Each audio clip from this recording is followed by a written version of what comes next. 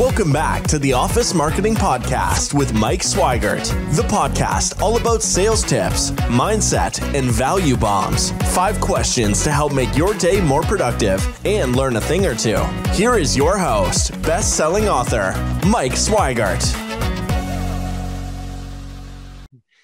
All right, everybody. I am here with Ethan Armentrout. Ethan is an absolute rock star with Marcus Milchamp. He makes deals and dreams come true on commercial deals all over, and he's here in Georgia. So, Ethan, thanks for jumping on the Commercial Office Podcast. Mike, it's a pleasure to be on your show. Well, Ethan, for those that don't know you, could you tell us a little bit about yourself and maybe who your favorite football team is? So my favorite football team is the Georgia Bulldogs. I come by it honestly because I grew up in Athens, Georgia, and that's where I got exposed to the world around me. Being a college town, I met folks from every culture and from every different belief and from every different expertise and everything. It made me just curious about the world. It wasn't just football that the University of Georgia introduced me to, but it introduced me to, the world we live in. That's good stuff. All right. So tell us, what do you do for a living? What do you do? Well, so I'm a commercial real estate broker with Marcus and Milchamp, which, as you said, we make deals and dreams come true. We've got a great platform where we're in 80 different offices across the entire United States and even in Canada. But what I specifically do, I've had a number of different lives that I've lived. And so my expertise is that I add value whenever a client wants to invest in commercial real estate. There's always challenges. It's truly a role for experts. And there's always challenges with every single deal. So between my CCIM designation, between my professional engineering background and my PE stamp and all that experience from a different life, the bottom line is the deal. We get the deal across the finish line. All right. So you don't get there. I don't know if I've ever met a commercial broker that also passed the engineering exam, but professional engineering exam. What type of engineering did you do? So civil site design. When we were in South Florida, we looked at literally 250 sites for a bank client and got a number, probably 70 or 80 of them up and running. And this was over a 2-year period, very aggressive build out schedule for development. That really taught me a ton about retail. And that was 2 years of the 7 years that I did civil engineering. The value add that carries over into the brokerage space. In brokerage, we'll get the transaction done, but sometimes it's more important the deals that you don't do are more important than deals that you actually complete. Because everybody likes to know that you value their time, and you'll say, hey, this deal's it's not going to work. It's got an environmental issue. Doesn't have the entitlements you need. You've got some political risk here or something you can't get done. So as an advisor, I can flush out a lot of those issues on the front end so that you don't waste months and months trying to effectively beat your head against the wall. Oh, yeah. Do a deal that's never going to get done. I like it. Thanks, Ethan. All right. So if anybody was looking to do a deal, right, what's one piece of advice before they even, pick a broker for the transaction? What's one good piece of advice you could give them? Well, you need other people in the boat rowing with you. Said differently, it's a team sport. Everybody talks about Tom Brady from last weekend winning the Super Bowl. Great. I realize that that's what everybody's keyed in on, but Tom Brady would be the first guy to tell you the offensive linemen, the receivers, the running back, the coaches and the coaching staff, just the folks that are maintaining the facilities, the folks around him and the entire organization. So it being a team sport, to me, I learned that at an early age. You've got to surround yourself with other folks to get the deal across the finish line. For example, financing. You got to have bankers that are willing to finance it. And, some bankers will finance a retail deal. Some bankers will have more of an appetite for SBA or for industrial deals. And you've got to know, who you're going to, which tool to use for the right job. Yeah. Who you're going to bring in. I like it. So that sounds like a great piece of advice for across all sectors, guys. Yeah. Fill your boat up with good rowers. I think when you're picking rowers, make sure they're strong and very capable, and they're going to keep rowing, right? It's just like the playground, when you're picking teams, and you're the captain and you're saying, hey, I want this guy on my team. I want that guy on my team. I'm the guy that you want to pick first on your team. And then I'm going to be sitting there saying, hey, let's grab him. I know that he's as a banker, he's going to get us done. I know this guy, this attorney here is going to, he's going to be part of our team. All right. Next up. All right, Ethan, tell us something that not everyone knows about Ethan Armentrout.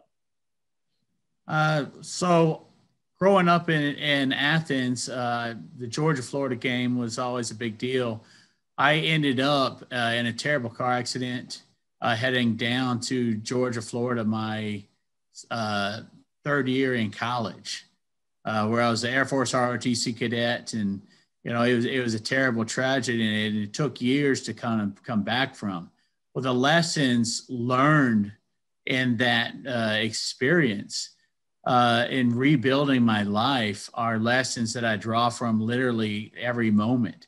From a business perspective, though, it really creates an urgency because, it makes every moment precious.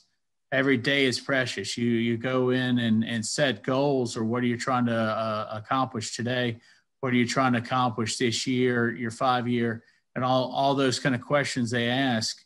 All that becomes much more urgent for what you're trying to accomplish, big picture.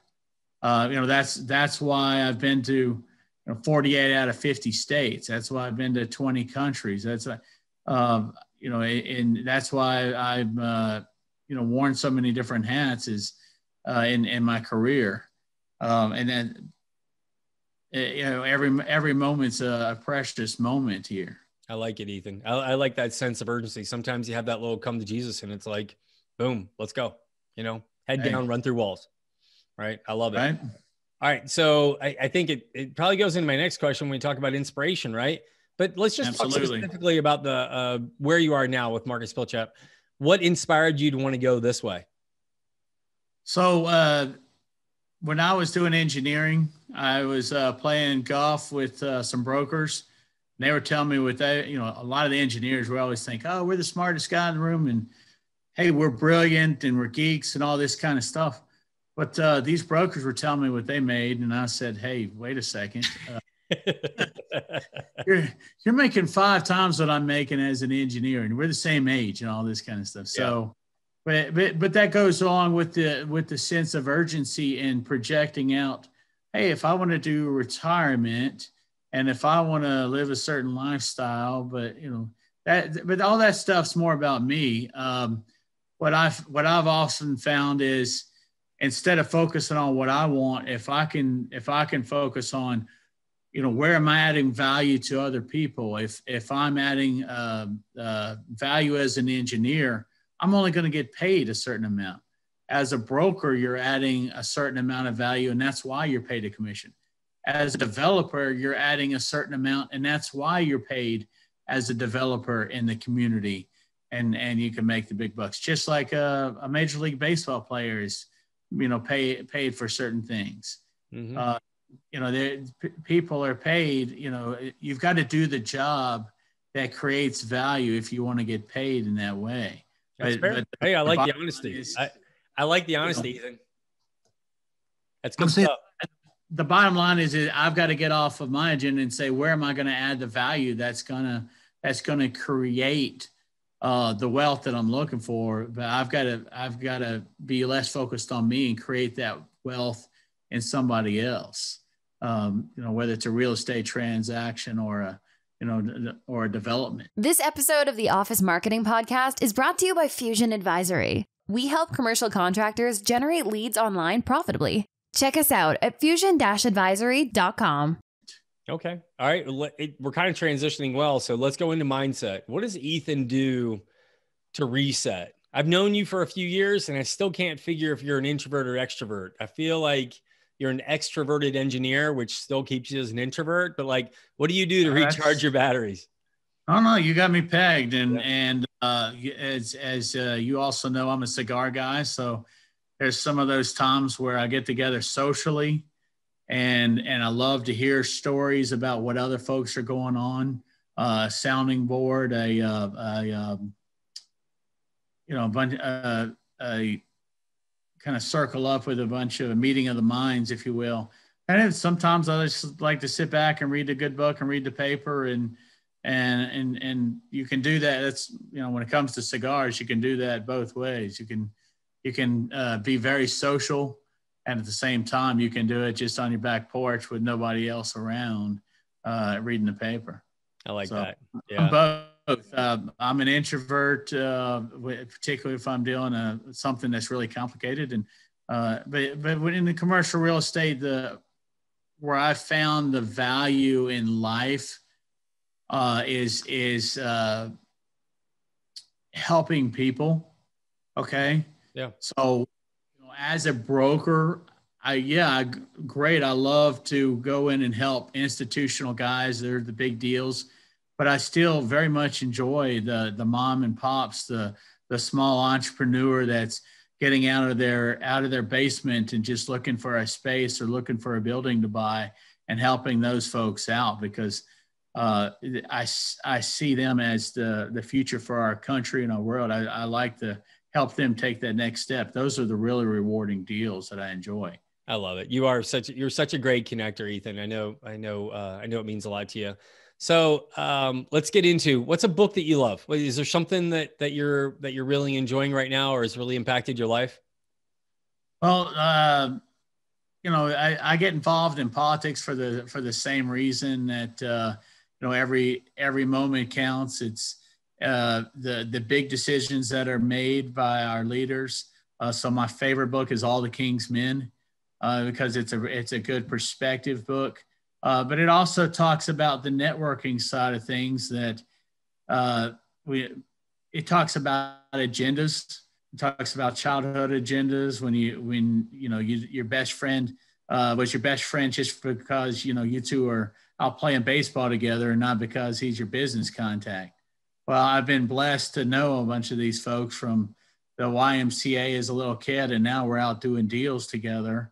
And it's just always been a great attitude I've taken. So I love meeting people and not having an agenda, and then seeing, to your point about being a connector, the word connector. I love seeing where I can help people out. And I know there's a certain, call it karma, and where it comes back, to me, people helping people. That's good stuff. All right. So here's your chance. Either the best piece of advice you've ever been given or that piece of advice that you like to share. What would it be? It goes back to politics. It's take an interest in politics for politics takes an interest in you. But I see that particularly as a property owner and as a landowner, whenever I was doing engineering or whenever I'm advising folks as a broker and putting my broker hat on, you've got to be involved in your community. I mean, the bottom line is if you're involved in the community and you can shape the community and in a positive way, and it's kind of like the how to make friends and influence people. Mm-hmm. Carnegie. Carnegie. I think the title's right on that. Mm-hmm. But he talks about the difference between influencing people and manipulating people. I'm talking about shaping community, not trying to do anything underhanded, but you're trying to influence it there. And if you don't take that influence, if you don't make it a point to actively participate, speaking about folks that don't decide they're not going to vote, it's like, how are you going to have a voice if you don't vote? Mm-hmm. And that's right and left. That's everybody in between. Oh, sure. Yeah. So, take an active stance in your community. I love it. I think that's great advice. Thanks, Ethan. So if somebody wanted to get in touch with Ethan Armentrout, whether they just wanted to ask you a commercial real estate deal or a thermodynamics question or, anything, right. Or local politics, or, just kind of like to learn more about how to do a deal, how would they get in touch with you, Ethan? In terms of phone number, email? LinkedIn or email? Why don't you, either one of those would be great. Yeah. Yeah, just I'm on LinkedIn, and then email is ethan.armentrout@gmail.com. Okay, great. Well, I'll put those in the show notes, and I really do appreciate you taking time out of your day and being here with us, Ethan. Thank you very much. Hey, thanks, Mike. Thanks for listening to the Office Marketing Podcast. Be sure to join the conversation on our YouTube channel, LinkedIn, and Facebook pages. If you enjoyed the episode, head over to iTunes to subscribe, rate, and leave a review. Thanks for listening, and we'll see you next time.